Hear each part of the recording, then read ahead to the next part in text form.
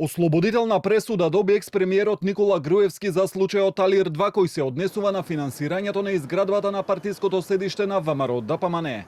Со оваа пресуда паѓа и основата за конфискација на партиското седиште, имот кој беше замрзнат во текот на постапката. Ова е втора пресуда за предметот за кој во 2024-та Скопска апелација ја укина првата пресуда, со која Груевски беше осуден на 6 години затвор, а поранешниот владин секретар Кирил Божиновски условно.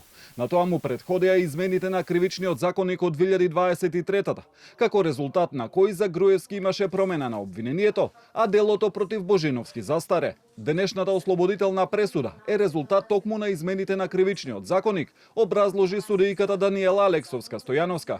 Инаку измените на кривичниот законник беа донесени од тогашното мнозинство на СДСМ и ДУИ во собранието. Обвинетиот Никола Груевски, претходно осудуван недостапен на органите на прогонот, се ослободува од обвинение. Ваквата ослободителна присуда е исклучиво резултат на донесување на законот за изменување и дополнување на кривичниот законник во 2023 година, а како директна последица на кој што беше и укинувањето на првостепената присуда во овој предмет, како што тоа го констатира и апелациониот суд Скопје во второстепената одлука во овој предмет. Груевски беше обвинет за злоупотреба на службената положба и овластување. Според обвинението, дело сторено со искористување. Со измените на кривичниот законник имаше измена на обвинението, дека делото го сторил со пречекорување на своите овластувања.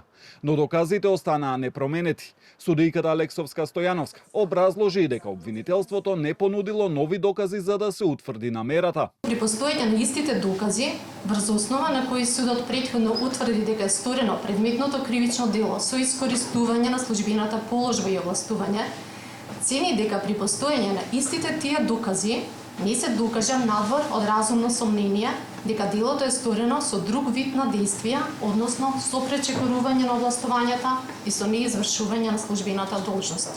Случајот го отвори сега згаснатото СЈО во 2018-та, а потоа го презеде Скопското обвинителство.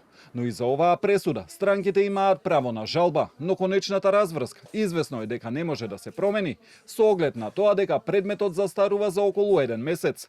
Никола Груевски е се уште во бегство во Унгарија, а во судница одлука да ја слушнаа неговите адвокати и представник на партијата.